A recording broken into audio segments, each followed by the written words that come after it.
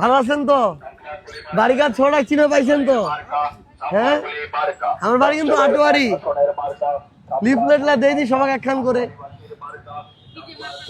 শাপলা কলি। হ্যাঁ, আমরা ফের একজোট হয়েছি 10টা দল।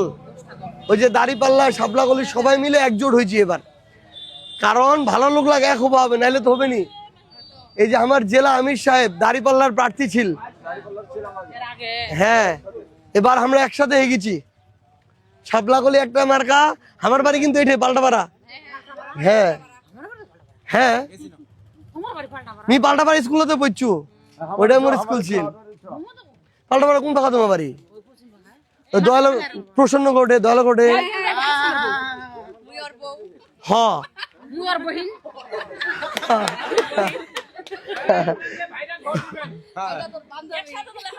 ও আচ্ছা, এবার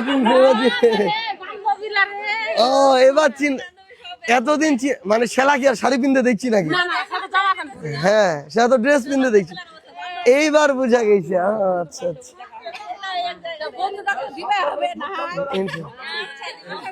আমরা কিন্তু বাড়িঘাট ছোয়াটা এই সুযোগ আর আসবেনি।